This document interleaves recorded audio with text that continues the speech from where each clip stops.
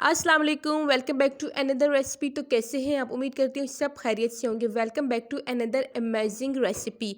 जी हाँ, हाजिर हो गए हैं एक ऐसी रेसिपी के साथ, पकोड़ा रेसिपी के साथ हाजिर हुए हैं जो फ्रेंच फ्राइज टाइप इधर पकोड़ा बनेगा। और मज़े की बात यह है कि इसमें हम बिल्कुल भी प्याज या ऑनियन का इस्तेमाल नहीं करेंगे। जस्ट हम इधर पालक को लेंगे इधर, और जो है इधर हम आलू लेंगे जिन्हें हम काट लेंगे, स्लाइस की शक्ल में काट लेंगे, ठीक है। और देन हमने उनकी फ्रेंच फ्राइज जिस तरह हम काटते हैं, हमने बिल्कुल सेम उसी तरह इनकी कटिंग कर लेनी है, ठीक है। वन छोटा जो बाउल होता है उसके करीब मैंने फ्रेश पालक ले ली थी जिसकी छोटी छोटी कटिंग मैंने कर ली थी।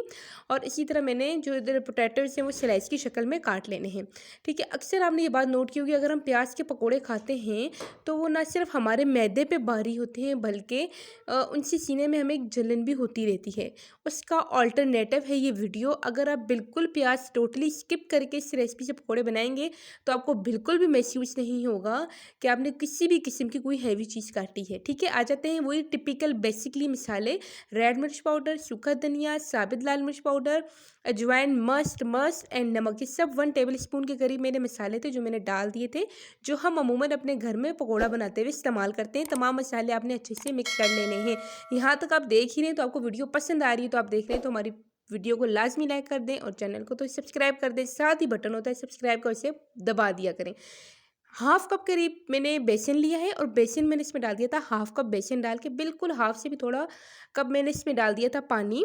पानी डाल के हमने इसको अच्छे से मिक्स कर लेना है। यहाँ इस बात का ख्याल रहे कि इस रेसिपी में ना ज़्यादा बेसन डलेगा और ना ही ज़्यादा पानी डलेगा। हमने जस्ट इसको एक साथ ही एडजस्ट कर लेना है, ठीक है। अब दोबारा मैंने इधर आधा कप बेसन और ले लिया था और मैंने जस्ट पूरा नहीं डाला था, वो मैंने बिल्कुल इसमें हाफ डाल दिया था। अब हमने इसे अच्छे से दोबारा मिक्स कर लेना है। पानी इधर मैं बिल्कुल थोड़ा डालूंगी क्योंकि जो वेजिटेबल्स होती हैं वो भी अपना पानी छोड़ती हैं। जस्ट थोड़ा सा पानी और डाल के हमने इसे मिक्स कर लेना है और रेस्ट देना है। जब आप इसे रेस्ट देंगे तो जो आलू होते हैं और जो पालक है ये खुद ही अपना पानी छोड़ देते हैं। तो अगर हम पानी ना भी डालें तो वो जो पानी होता है वो इसमें एडजस्ट हो जाता है, ठीक है।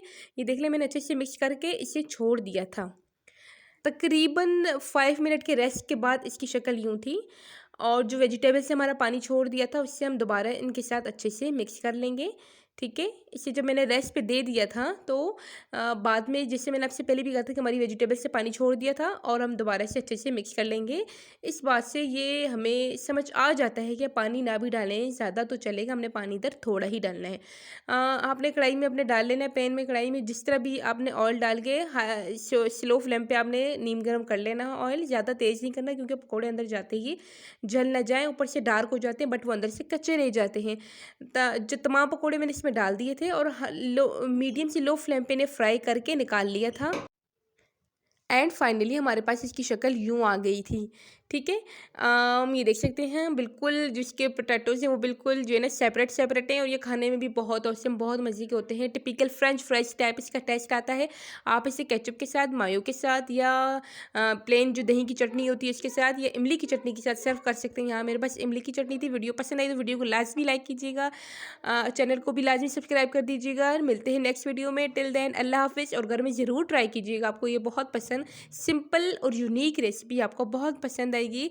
चलते हैं, मिलते हैं नेक्स्ट वीडियो में। टिल देन अल्लाह हाफिज़।